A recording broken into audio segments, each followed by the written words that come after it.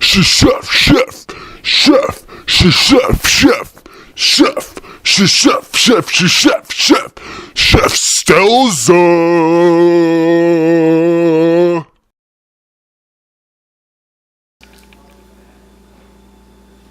What's up, all you motherfuckers out there in YouTube land? Welcome to my motherfucking kitchen. Man, since I've been living here at the party nest, all my friends have been coming over here, eating all my fucking food all the time, beginning to look like a goddamn soup kitchen.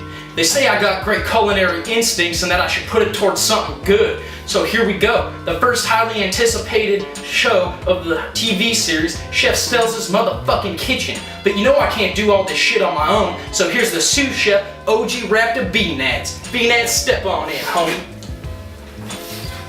What's up?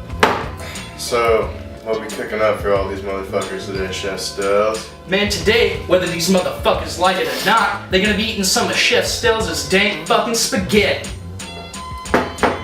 Now, for making Chef Stelzer spaghetti, first thing you need to go out and swoop up from your local supermarket is some ground beef. Now I got 5 pounds here, but I'm probably only gonna use about a pound of it. Now I don't know what y'all be getting into in your own kitchen, but in my kitchen, I like to roll with the thin spaghetti noodles. But you can go out to your local supermarket and pick up whatever you feel is right for you and yours. You can get fettuccine, linguine, even some rotini. Alright, Jeff. Well, what are all the people out there with gluten intolerance supposed to eat in this kitchen?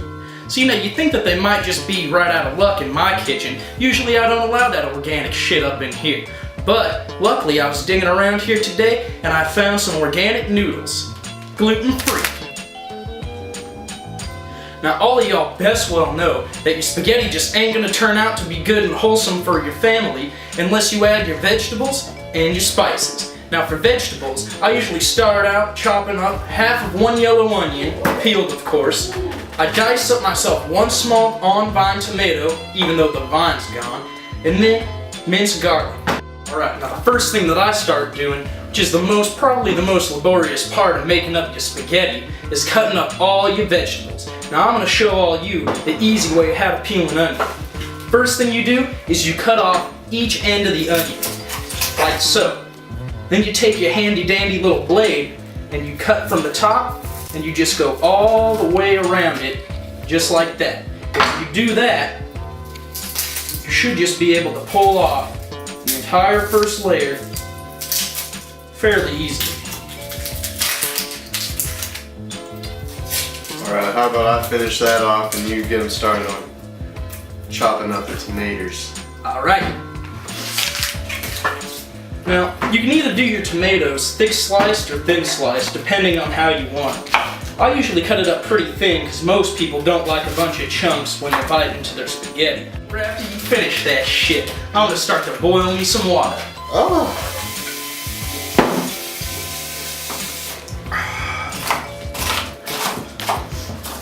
As we're feeding the entire Raptor crew over here, we're just gonna take the entire thing and just dump it in. Now, you'll see a lot of people just dump the spaghetti right on into the water, so what I usually do is I break them in half. Well shit, since OG Raptor Nads likes to cut up onions the size of fucking Rhode Island over here, I guess I'm gonna have to show y'all how to slice and dice. Now, what I find is best is you get your onions in a nice neat little line right here, set your knife flat on the table like this, and just rock back and forth and just get to it.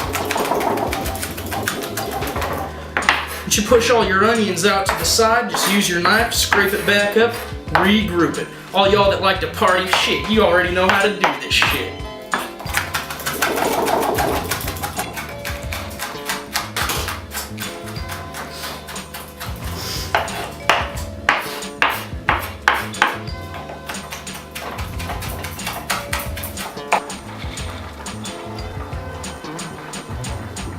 Well, it looks like we got them spaghetti noodles at a boil over there. What's the next move?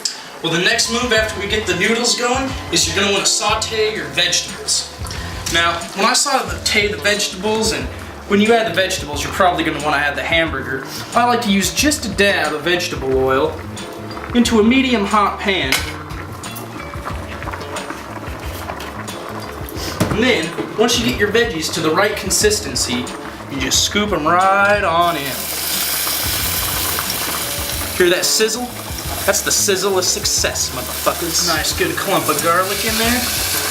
Stir it all up. You're just gonna wanna let that sit and simmer. Size out maybe about 3/4 of a pound to a full pound.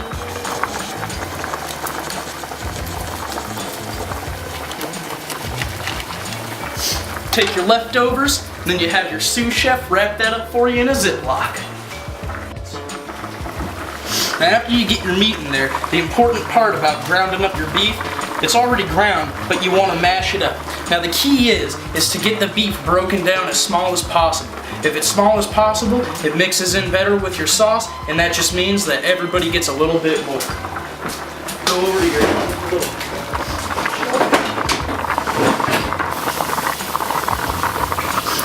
Now, we don't have a grounder in here, so I just use a spatula, stick it in this, and I just go to town.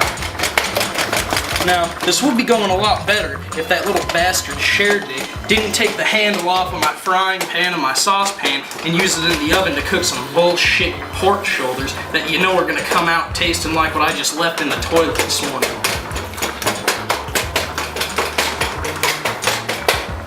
And once you got that shit simmering, you just gotta remember, continuously stir it. And also with your noodles. If you don't continuously stir and mix up your noodles are gonna burn to the bottom of your pan and they're all gonna clump together. So you won't get fine, thin spaghetti, you'll just get chunks of big noodles. And the insides of those chunks aren't gonna be done and it's still gonna be crunchy and just plain and pleasant.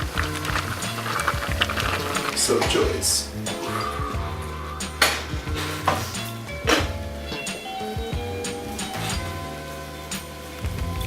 Alright, now after you're sure that your vegetables and your meat's cooked, time to add in the sauces.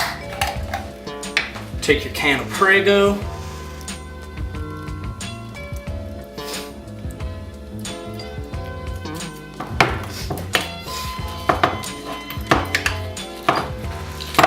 What do you know, this can opener is a piece of shit.